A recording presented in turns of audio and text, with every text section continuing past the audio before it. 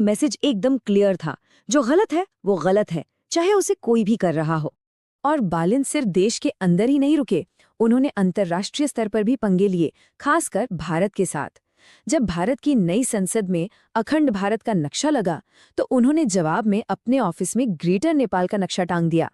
जब आदिपुरुष फिल्म के एक डायलॉग पर बवाल हुआ, तो उन्होंने पूरे काठमांडू में फिल्म ही बैन कर दी।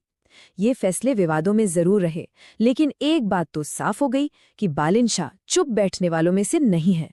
और शायद उनका सबसे विवादित बयान यही था, जब एक सिक्योरिटी चेक पर उनकी पत्नी की गाड़ी रोकी गई, तो उन्होंने गुस्से में सोशल मीडिया पर लिख दिया कि वो सिंह दरबार यानी सरकार के हेडक्वार्टर में आग लगा देंगे। इस एक बयान ने उनकी आक्रामक और जज्बाती छवि को और पक्का कर दिया। तो इन सब कामों और विवादों का नतीजा क्या हुआ? यही कि लोग उनके बारे में बुरी तरह बटे हुए हैं। एक तबका है जो उन्हें हीरो मानता है, एक चेंज एजेंट जो सड़े गले सिस्टम से लड़ रहा है।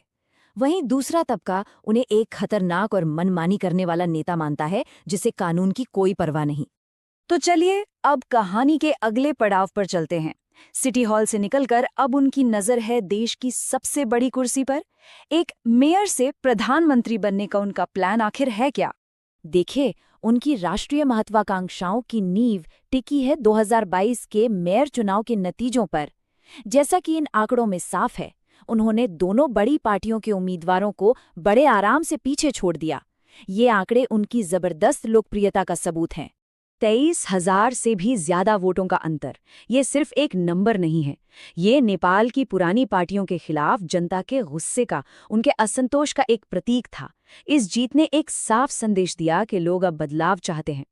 इस बड़ी जीत के बाद उन्होंने राष्ट्रीय राजनीति की तरफ कदम बढ़ाना शुरू कर दिया।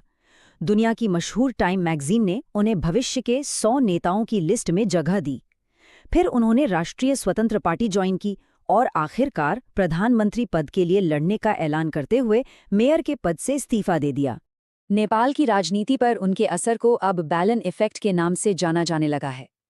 ये एक ऐसी घटना है जिसने ये साबित कर दिया कि एक आज़ाद, गैर पारंपरिक उम्मीदवार भी पुरानी राजनीतिक मशीनरी को हरा सकता है, और एक ऐसी राजनीति की उम्मीद जगाई है जो सीधे एक्शन और पारदर्शिता पर आधारित हो।